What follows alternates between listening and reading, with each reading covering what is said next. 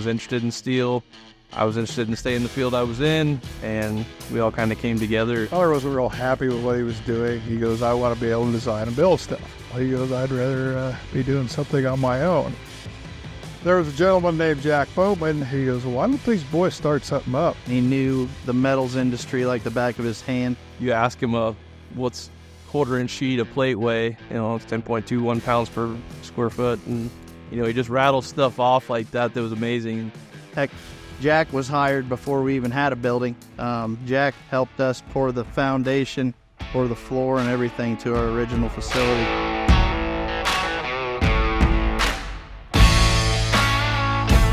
When we started, it was the single building. It was a 200 by 72. And I said, I'll build you the building, but you're going to pay me market rent. This is going to be a business relationship. Sam came out of college. We pulled him out of college pretty much, and he was on fire since then. I wish you the best.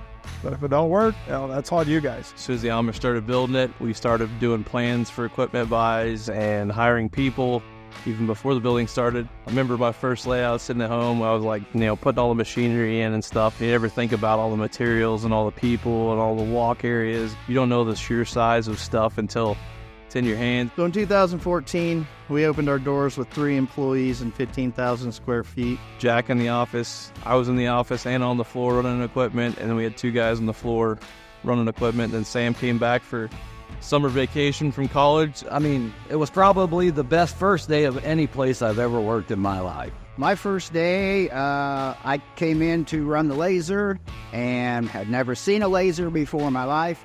Sam was training me on the laser as he texted on his phone most of the time.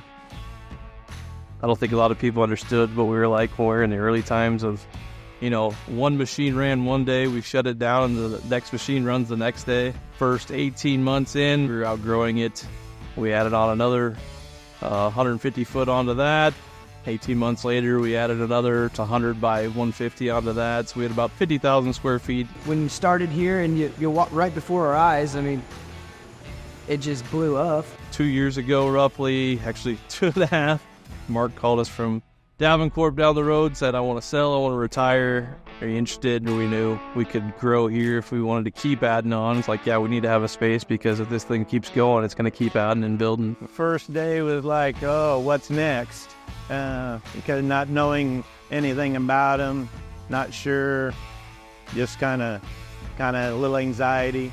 My initial thought was this is going to be pretty exciting.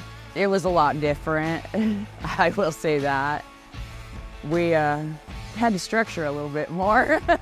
It was intimidating at first, to say the least, really intimidating, but all the Davenport employees that were there really welcomed us with open arms. It's exciting to see improvements to something that's been here for a long time and brought back to life, you might say. I never imagined the Wild West happening, but it did, and it worked out.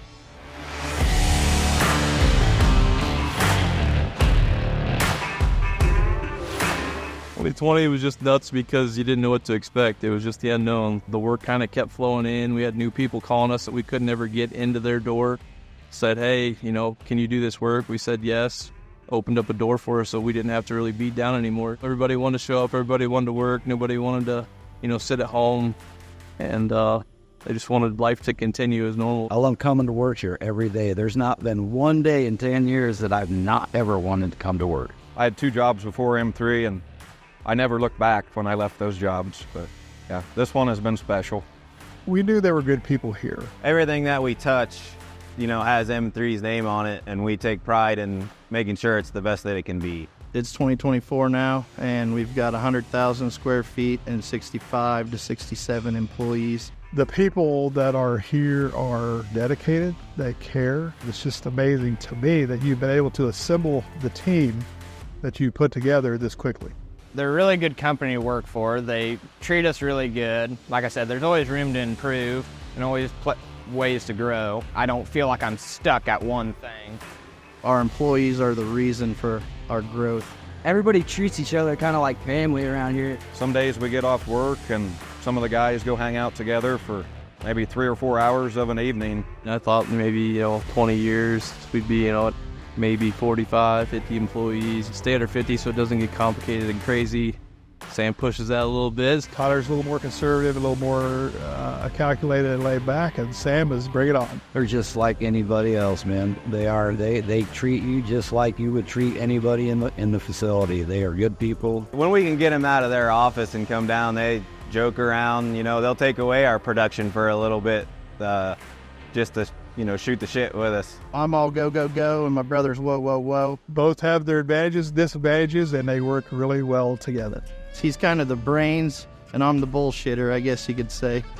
I know if we buy a machine, Sam's going to go out there and sell it, so that makes me less nervous. So I'll bring the business in, and he'll straighten it out. The challenge is fun, obviously. Seeing it grow is kind of addicting to a point as well, too. You see all the families, too, and it's like you kind of want to keep feeding them, and keep growing that side of it, too. So, I don't know, once you get into it, it's hard to let go. It's crazy to think about sometimes how many, lives or plates you're putting on the table for people. Makes you just want to push harder, I guess. Keep the train rolling. To watch your children take something and watch it grow and see the interaction with them and the people that work with them and for them, that's a pretty proud moment for me. I think everybody kind of wonders what's next. That's what we want to do. We still have fun. We still enjoy it. As long as the rewards keep coming and stuff like that, I don't see why we wouldn't keep pushing the trigger. I'm guessing we haven't seen nothing yet. Greatness. I think it's going to be great. I never thought we would be to where we are today. We just want to do what's right for our community and our people, and then, whatever we're blessed with after that, we're thankful for.